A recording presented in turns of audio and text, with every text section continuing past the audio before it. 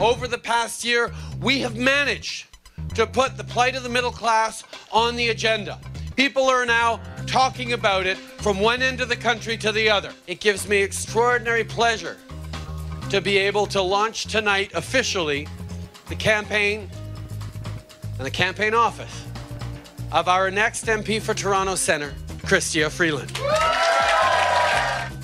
Nothing says caring about the middle class quite like a man who was born into a millionaire family, who owns a $1 million car and, well, owns millions in investments, introducing a woman who just bought a $1.3 million home with the help of her dad. Yeah, if you didn't hear, Chrystia Freeland, the Liberal star candidate in Toronto Centre, the economic advisor to Justin Trudeau, bought a townhouse for a cool $1.3 million in one of Canada's richest neighborhoods, and she did it with the help of a mortgage co-signed by her father. We caught up with Ms. Freeland today as she toured a less well-to-do area to talk about affordable housing and asked her how she can represent the middle class in this way. I think that it's really important to have a home in the community. So it was important for me. It's why I leaned on my dad and I said I wanted to have a permanent family residence for all of us. I'm never going to apologize for having had a successful international career. For me, concern for middle-class Canadians is about being sure that people can have the opportunities that I had. I've never had the opportunity to ask my dad to sign for a $1.3 million mortgage, and I bet most of you haven't either. Let's turn to Ray Hurd, who lives in that part of Canada and knows the political players well. Ray, are they just tone deaf as they talk about how they're all about the middle class, and you've got the millionaire and the woman with the $1 million home side by each? And you've got Justin charging charities for the mentally ill $30,000, $40,000 a speech. So the problem is, for the Liberals, that they are making attack ads for the NDP and the Tories almost every day. Now, hold on. I think you hit on something I hadn't thought of there. You're right. Attack ads for both of them. Yes.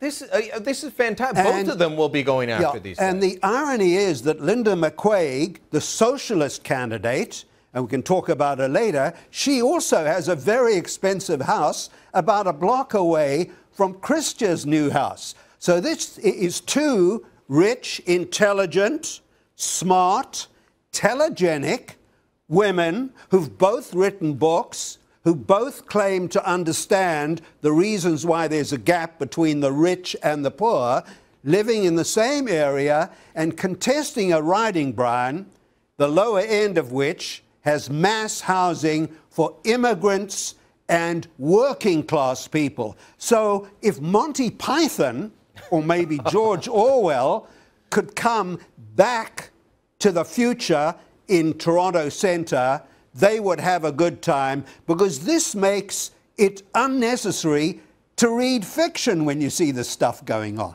Well, look, a couple of things on this Freeland thing. The fact that her economic plan appears to be let everyone have a rich father. But secondly, her book, Plutocrats, about the rise of the global elite and the fall of everyone else.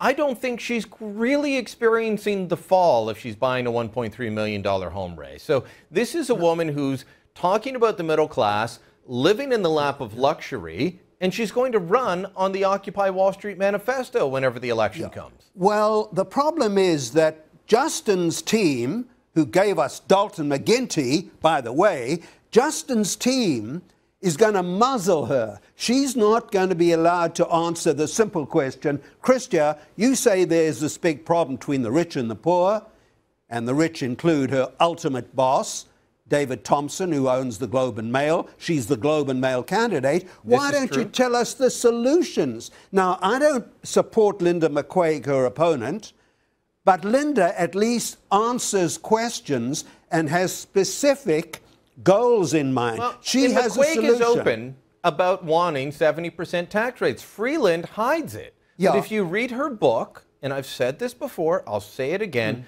this is the woman that's the economic advisor to Justin Trudeau. He praises her book nonstop. Right. And what does the book talk about as the solution?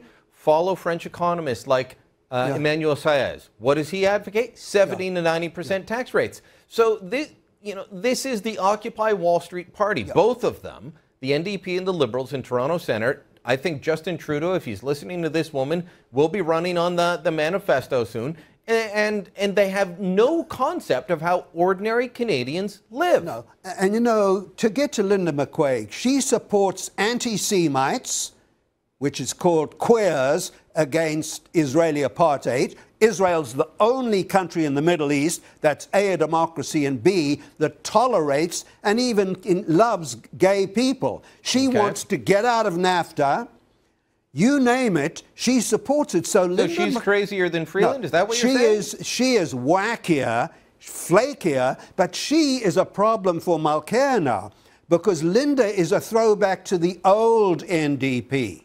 Not the new one. Mulcair is trying to soften the image like Tony Blair did in England. What Mulcair is trying to do, and he basically is not a socialist, he was a Quebec Liberal, which really means a Tory in Quebec terms. So both parties have a problem. I'd say this for Chrystia. She's smart, she's good, but I don't think Justin wants to have any policy on the table until the election. And guess who had the same strategy as Justin? Obama. Kim Campbell. And you know Kim Campbell as well. how many Kim seats Campbell did it she did work won? for. She won 2 seats. Obama it did work for, though. Yes. Ray, we'll have to leave it there. We'll okay. chat about this election again, I am sure. Okay, I'm sure we will. All right.